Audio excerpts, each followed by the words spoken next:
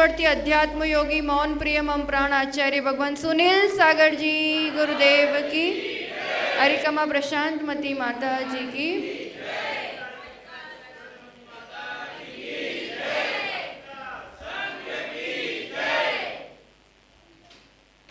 एक बार की बात है, एक प्रजावत्सल राजा अपने मंत्री के साथ नगर भ्रमण को निकले कि देख के आते हैं कि अपने नगर में कोई दुखी नहीं होना चाहिए, कोई उदास नहीं होना चाहिए। रहता है कोई अच्छे राजा हो, माता पिता हो, बड़े बुजुर्ग हो, गुरु हो, समाज के नेतृत्व करने वाले हो, उन सबकी ये भावना रहती है कि अपने समाज में, अपने नगर में कोई दुखी नहीं होना चाहिए। आगे बढ़े, एक छोटी सी दुकान के बाहर एक व्यापारी बड़ा मुंह लटका के उदास चेहरा रख के बैठा हुआ है। राजा मंत्री के लिए इशारा करते हैं कि जाओ पता करके आओ, इतना दुखी कोई क्यों है मेरे नगर में। मंत्री वहाँ पहुँचता है, बात बात में थोड़ा परिचय बढ़ाता है, दोस्ती बढ़ाता है और पूछता है कि भाई क्या हालचाल है, क्या चल रहा है आपका। तो व्यक्ति बड़े उदास मन से कहता है क्या कहूँ, छोटा सा व्यापारी हूँ, जो सीज़न होती है वैसा व्यापार कर लेता हूँ। अब इस बार बरसात का मौसम आने वाला है और छतरियाँ और रेनकोट और ये सब माल मैंने भर लिया है। अब आगाही भी ठीक है होने वाली है, पर अभी तक तो कोई ठिकाने नहीं है। तो अब माल ही नहीं बिकेगा तो कैसे तो गृहस्थी चलेगी, कैसे कोई काम चलेगा, इसलिए उदास बैठा। राजा तक बात पहुंची। राजा ने दूसरे दिन घोषणा कर दी कि जो भी मेरे दरबार में बैठे हैं सभी के लिए एक नई छतरी लाने के लिए आदेश है। सबको लगा कि आज क्या हो गया है राजा को, एक कैसी बात कर रहे, पर अब जो कह दे वो करना तो है ही, और जो नहीं लेके आएगा उनके लिए 500 रुपये दंड देना पड़ेगा। तब सभी बाजार की ओर बढ़े और इस दुकान वाले के पास अच्छी अच्छी नई नई छतरियाँ वगैरह थे। तो एक के बाद एक आज तो ग्राहकी बढ़ने लगी। वो व्यक्ति भी बड़ा खुश होने लगा कि वो आज तो भगवान बड़े मेहरबान हो गए। पहले 25 रुपये में छाता बेचा, फिर ग्राहकी बढ़ती गई तो उसे लगा यार आज तो अब थोड़े और रुपए में बेचना चाहिए, तो 50 रुपये में, 100 रुपये में ऐसे बेचता गया।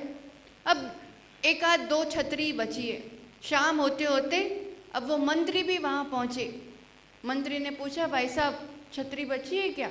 वो कहते हाँ एक ही है बस। वो कहते कितने में दोगे? तब उस व्यापारी के मन में थोड़ा लोभ आ जाता है। वो कहते पूरे 250 रुपये में दूंगा। अब मंत्री को भी लगा क्या मतलब है, 25-30 रुपये की चीज़ वो 250 ले रहा है, पर अब एक ही बची है, 500 रुपये दंड देने से तो ठीक है गरीब कमाएगा। ऐसे करके उसने भी वो छतरी ले ली। अब वो व्यापारी बड़ा खुश मन से ऐसे आराम से गिनती करने बैठा है कि आज मेरी साल 6 महीने की कमाई अच्छे से हुई है। और वो गिनती करते करते उसकी विचारधारा थोड़ी ऐसी दिशा में पहुंच गई। वो सोचता है मैंने पहली छतरी 25 में बेची, दूसरी 25 में बेची, फिर 50 में बेची, फिर आखिरी 250 में बेची। अगर मैं सारी के सारी छतरी 250 रुपये में बेचता तो अभी मेरे पास लाख रुपए हो जाते। और इतना विचार आना था कि उसका चेहरा कितना सा हो गया, कितना सा हो गया, इतना सा। वो राजा तो बड़े उत्साह के साथ कि चलो अपन जाके देखते हैं, आज तो व्यापारी गणा बहुत खुश होगा, संतुष्ट होगा। और राजा और मंत्री उस तरफ बढ़े और वहाँ जाकर के देखा तो वो तो कल तो इतना ही था, आज तो बिल्कुल ही पूरा ही नीचे मुंह करके बैठा है। मंत्री समझ गया, जाके पूछ भी लिया, सारी बात खुली। और फिर राजा को भी समझ में आ गया कि कितना ही करो, कुछ भी करो, पर व्यक्ति को दुखी होने की आदत पड़ी हुई है। और दुखी किस कारण से है? किसके पास नहीं है? सिर्फ उससे वही दुखी है दुनिया में? अभाव है वही दुखी है क्या? सिर्फ लौकिक दृष्टि से जिसके पास कुछ नहीं है वही दुखी है? जो नहीं था तब भी दुखी है, अब मिल गया तो इतना ही क्यों है, इसलिए दुखी है। दुखी होने वाले के लिए कोई रास्ता नहीं है। प्रभु महावीर स्वामी का ये शासन और आचार्य भगवान यही हमारे लिए उपदेश दे रहे हैं कि जहाँ जहाँ इच्छाएं हैं उस व्यक्ति के दुखी होने का कारण क्या बना? पैसा होना या नहीं होना? दुख का कारण क्या? जब कभी भी हमारे भीतर थोड़ी आकुलता होती है, थोड़ी उदासी होती है, थोड़ी दुख का अनुभव होता है, तो समझना कहीं ना कहीं किसी भी प्रकार की कोई इच्छा सता रही है। इच्छा ही दुख का मूल कारण है। और इन इच्छाओं का जितनी जितनी उम्र बढ़ती जाती है, बचपन से इच्छा करना ही तो सिखाया है। पहले नाम सिखाया जाता है, फिर परिवार का नाम, फिर स्कूल का नाम, फिर तुम्हें ये बनना है ना? फिर ये बनने के बाद इतना कमाना है, फिर ऐसा करने के बाद शादी करना है। इच्छाएं इच्छाएं ही, एक तो संस्कारगत जन्मों का, और फिर सिखाया भी यही गया। तो फिर रास्ता कैसे निकले? जो चीज़ नज़र आती है, आदत ही ऐसी पड़ी है कि काम की हो या नहीं हो, पर अगर कोई अच्छी चीज़, नई चीज़ दिखी कि लगता है मुझे चाहिए, होता है कि नहीं होता है? और कितनी सारी चीज़ लिस्ट में बढ़ती गई। एक आध छोटी लिस्ट होगी, क्या क्या चाहिए आप लोगों को, क्या क्या चाहिए? थोड़ा बहुत तो कुछ सोच के रखा होगा कि ये चाहिए, ये चाहिए, ये चाहिए, है कि नहीं है? सोचा है। अब जो सोचा, मेहनत भी की और थोड़ा बहुत पाया भी है, ऐसा नहीं है कि कुछ नहीं पाया है, पर फिर भी लिस्ट का अंत हुआ। वो चीज़ पा लेने के बाद कोई और चीज़ उसमें जुड़ जाती है कि नहीं अब ये चाहिए, अब उसके लिए मेहनत करो, फिर वो पा भी ली तो कुछ और चाहिए। तो ये अंत कब आने वाला है? जीवन का अंत आ जाता है, निधन हाथ लग जाता है, पर धन कमाने का या चीज़ें को जोड़ने का अंत नहीं आ पाता है। एक बार थोड़ा सा इस दौड़ में रुक करके विचार करना चाहिए कि जितनी चीज़ें बढ़ती गई, छोटे से गांव में शहर में आ गए, शहर में आके भी मेघाणी नगर आ गई, वहाँ आके भी मकान बना लिया, दुकान हो गई, फैक्ट्री हो गई, परिवार हो गया, सब चीज़ें हो गई। जितनी जितनी चीज़ें जोड़ते गए, क्या उतनी मात्रा में शांति और सुख की अनुभूति बढ़ती गई? बढ़ती गई? बोलो तो ऐसे इतने, अभी थोड़ी शांत होना, एकदम पूछ रहे तो हमने यही सोचा होता है ना कि ये मिल जाएगा फिर शांति होगी, ये काम हो जाएगा फिर शांति होगी, ये इतना हो जाएगा फिर सुख मिलेगा। कर भी लिया, हो भी गया, पर जितना जितना बढ़ता गया उतनी उतनी मात्रा में सुख शांति बढ़ा कि नहीं बढ़े? मतलब कुछ न कुछ धारणा में गलती है, पुरुषार्थ की दिशा में गलती है। सुख या शांति चाहना गलत नहीं है, कोई भी जीव सुख या शांति ही चाहता है। सुख और शांति क्यों चाहता है? दुख क्यों नहीं चाहता है? दुख क्यों नहीं चाहता है? दुख किसी को नहीं अच्छा लगता है, छोटे से छोटा प्राणी हो या दुनिया का कोई भी व्यक्ति हो, नहीं अच्छा लगता है। सुख ही अच्छा लगता है। मतलब कहीं ना कहीं, जैसे गर्मी का मौसम है, थोड़ा बहुत तो अनुभव होगा, अभी विहार करा के आए उन लोगों को भी प्यास लग गई होगी। प्यास लगती है कभी? तो क्या चाहिए शरीर को उस समय? पानी। ऐसा लगता है पानी चाहिए, पानी चाहिए, पानी चाहिए, लगता है कि नहीं? और पानी देते हैं तो फिर कुछ देर के लिए वो एक शांति होती है। पानी क्यों चाहिए? क्योंकि ये शरीर लगभग 70-75% पानी से ही बना हुआ है। उसका पानी का लेवल डाउन जाता है तो हमें लगता है कि पानी चाहिए। जो चीज़ जिससे बना हुआ है उसको कहीं ना कहीं उसकी कमी महसूस होने पर वही चाहिए। सुख शांति इस चेतना का, इस आत्मा का अपना गुण है, अपना वैभव है, अपनी संपदा है, अपना स्वभाव है, और उसमें बाह्य वातावरण, बाह्य दृष्टि के कारण कमी महसूस होती है तो हमें लगता है कि शांति चाहिए, एक क्षण तो शांति से बैठने मिले। मतलब मैं खुद ही सुख से बना हुआ हूँ, शांति से बना हुआ हूँ। और इसका दर्शन, इसका पक्का प्रमाण जहाँ हम जिस जिनालय में बैठे हैं, जिनकी आराधना कर रहे हैं, ऋषभदेव प्रभु हो कि शांतिनाथ प्रभु, सब कुछ छोड़ के क्यों मन में निकल गए? अभी उनके पास कौन सा ऐसा वैभव है, क्या क्या चीजें हैं जिसके पीछे हम उनकी पूजा आराधना कर रहे हैं, दर्शन कर रहे हैं? बताओ क्या है? ना सुंदर गहने, ना कपड़े, ना मकान, क्या चीज है? बाह्य जड़ पदार्थ के हिसाब से देखें तो क्या चीज है? कुछ भी नहीं है। फिर भी सुख है कि नहीं है? शांति है कि नहीं है? है कि नहीं है? भगवान सुखी है कि नहीं है? शांत है कि नहीं है?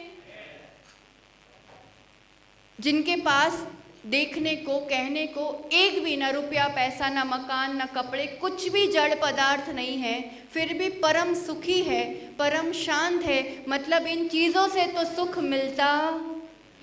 ये पक्की धारणा बनाई मंदिर में आके, दर्शन करके।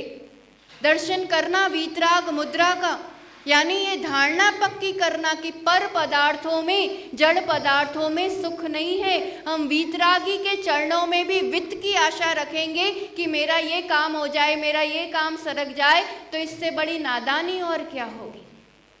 वो तो आपको परम सुखी बनाने का रास्ता बता रहे, और हम छोटे छोटे बाह्य पदार्थों में उलझे हुए हैं। सिर्फ लगता है, उन चीजों में सुख होता नहीं है। नल खोलो तो पानी आता है ना? अब जिसको पानी चाहिए नल निकाल के लेके जाओ, जहाँ चाहे नल खोल लो, पानी आ जाएगा। आ जाएगा? नहीं आएगा।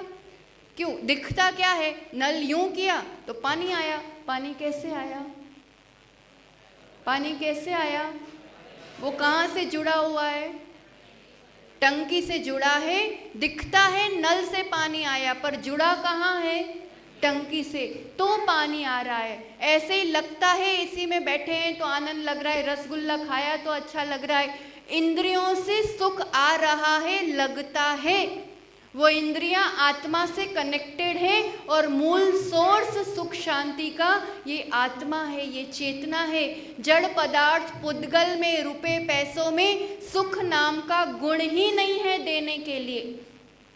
बड़ी सी गाड़ी लेकर के आए, बड़ी सेविंग्स की, बड़ी मेहनत की गाड़ी लेकर के आए, वो पूरी गारंटी देगा, ऐसे इंजन, ऐसी सीट, ऐसा ऐसी सब चीज़ की गारंटी देगा। उसमें कहीं लिखा होता है कि it will give you this much happiness, आपको इतनी खुशी देगा? लिखा होता है? आईफोन के बिल में कहीं लिखा होता है? वारंटी कार्ड में? ये मेरी मान्यता है कि इससे सुख मिलता है। जड़ वस्तु ने न कभी सुख दिया है, न कभी। अगर सुख देता तो जितनी चीज़ें बढ़ती गई उतना सुख बढ़ता जाता ना। वो चीज़ तो आफ्टर ऑल फिर आकुलता का, तकलीफ का कारण बनती है। तो ऐसा नहीं है कि अभी घर बार छूट जाएगा, अभी कोई चीज़ें नहीं कमाएंगे, नहीं जोड़ेंगे, पर ये धारणा पक्की होगी तो हम बहुत ज़्यादा आकुलता नहीं करेंगे। उसके पास तो इतना सारा है, उसका तो इतना बड़ा मकान बन गया, उसके तो इतना हो गया, और मैं तो यहीं के ही, मेरे तो इतना ही है। फिर वो दुख और आकुलता का कारण नहीं बनता है। मेरा सुख शांति मेरे अपने पास है। बाह्य चीज़ें सिर्फ एक चलाने की ज़रूरत की चीज़ें हैं, सुख शांति का स्रोत नहीं है। जितनी इच्छाएं रखते हैं, जितना मांगते हैं, उतना उतना कमी होती जाती है। आचार्य भगवान सुनील सागर जी गुरुदेव मेघाणी नगर आए थे। कब आए थे? 2018 में।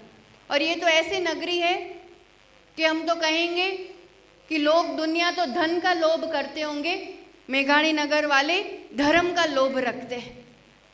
जब आसपास चतुर्विद संघ नजर आए तो सबसे पहले ने मेघाणी नगर वाले अगुवा होकर के कि नहीं, हमारे यहाँ तो पधारना ही पधारना है। ऐसा धर्म का लोभ होना ज़्यादा दिक्कत वाली बात नहीं, करना चाहिए। अरिका देवेशमती माता जी आदि कई समय से अहमदाबाद नगर में जब से प्रवेश किया तब से मेघाणी नगर वालों को था कि माता जी का पदार्पण हो, माता जी का पदार्पण हो, था कि नहीं, है ना। सब भावनाएं रख रहे थे, पर तपस्या का फल, दृढ़ता का फल कैसा होता है। उस समय आते तो कितनी माता जी आती, और अब आए तो कितने आ गए। यानी दृढ़ता रखते हैं, इच्छाओं को सहज कर लेते हैं। जब हम तीव्र इच्छा रखते हैं ना, कहीं पर भी लगाना इसको, जब तीव्र इच्छा और विकल्प रखते हैं तब वो चीज़ नहीं मिलती है। ये प्रकृति का नियम है। फिर आप लोग ने सोचा होगा कोई बात नहीं, हमने तो 10 बार विनती कर ली है, अब उनकी अनुकूलता होगी तब वो आ जाएंगे, यही सोचा ना। मतलब हम किसी आग्रह को लेकर के जब सहज हो जाते हैं तब हमने सोचा भी नहीं होता, उससे भी कई गुना मिलता है। इच्छाओं से नहीं मिलता है, सहज पुरुषार्थ से कार्य सिद्ध हुआ करता है, पुण्य से सिद्ध हुआ करता है। तो ऐसे आप यहाँ तो ये नगरी है जहाँ चातुर्मास भी हुआ करते हैं। आर्य का समर श्री सार्थर श्री माता जी का चतुर्मास हुआ, गणियारी का शुभमती माता जी का भी हुआ, रहे थे, लंबा प्रवास रहा था यहाँ पर। और जो भी अहमदाबाद आते, मेघाणी नगर से साधु संत भी हैं, है ना, त्यागी संयमी भी हैं। तो ऐसे यहाँ हमेशा साधुओं का पदार्पण होता रहा है। खूब भक्ति करने वाली समाज है। आचार्य भगवान का संघ भी यहाँ पधारा। आप लोगों ने देखा होगा कि इतना विशाल संघ, पर आचार्य भगवान यहाँ ऐसा कुछ मांग के गए हो कि भाई हमारे संघ के लिए इतना कर लो या ऐसी व्यवस्था कर लो, भाई आगे तक ये देख लो, ऐसा कुछ कहा था? इतना विशाल संघ नगर नगर प्रभावना करता है। आचार्य भगवान के मन में कभी कोई मांगना, कुछ कहना बिना कहे, जिनका जीवन व्यवस्थित होता है उनके पीछे व्यवस्थाएं अपने आप। पूरे देश भर से कितने ही ऐसे परिवार हैं जो 365 दिन आहार दान चौके की व्यवस्था में लगे रहते हैं। जंगल में भी कभी कोई दिक्कत नहीं होती है। तीर्थंकर प्रभु, ऐसा होता है ना, अपन जितना जितना लक्ष्मी के पीछे भागते हैं वो उतना उतना हमसे पीछे भागती है। ये नियम होता है। परछाई दिखे, आप परछाई पकड़ लूं पकड़ लूं पकड़ लूं, जितना जितना आगे जाओगे पकड़ पाओगे कभी? और आप यू टर्न कर लो तो आप आगे आगे पकड़ने जाओ, कभी नहीं पकड़ पाओगे। और आप बस अपनी दिशा बदल दो, क्या होगा? अब परछाई आपका पीछा करेगी। तीर्थंकर प्रभु सारा वैभव छोड़ करके निकल गए तो लक्ष्मी अब उनके पीछे पीछे समो शरण तक पहुंची और दुनिया भर की लक्ष्मी उनके चरणों में बिखेर दी। पर वो उसकी इच्छा नहीं रखते, वो उससे प्रभावित नहीं होते। मार्ग यही है। गुरु, सच्चे साधु, वो कभी किसी व्यवस्थाओं की इच्छा नहीं रखते, वो अपने मार्ग में बढ़ते चले जाते हैं तो व्यवस्थाएं अपने आप उनके पीछे बढ़ती चली जाती है। सबकी भावना थी, हाटकेश्वर वालों ने इनिशिएटिव लिया कि कैसे भी हो जाए इस बार तो आचार्य भगवान का संघ अहमदाबाद आना चाहिए। फिर धीरे धीरे सबकी भावना बनती गई और आचार्य भगवान की निष्प्रता, आप लोग तो बस प्रयास कीजिए। और फिर वैसे पुरुषार्थ जगह कि अहमदाबाद का सेंटर और ऐसे प्रशस्त और ऐसे मुख्य स्थान पर पूरी तैयारियां चल रही है। और आचार्य भगवान का विशाल संघ और अहमदाबाद नगर में पहली बार ऐसे विशाल संघ का चर्या चक्रवर्ती आचार्य भगवान का चातुर्मास की पूरी रूपरेखा बन रही है। निश्चित रूप से मेघाणी नगर वाले भी उसमें जुड़ने वाले हैं, ऐसा हमें तो पूरा विश्वास है। पर यहाँ आने के बाद ही नहीं, यहाँ लाने के लिए भी जुड़ना है। लाने के लिए जुड़ना मतलब कहाँ जुड़ना पड़ेगा?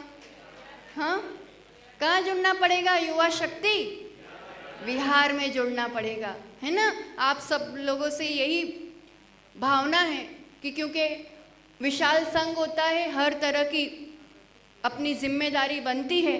कमंडल पकड़ के पैदल चलना, आहार दान आदि देना, है ना।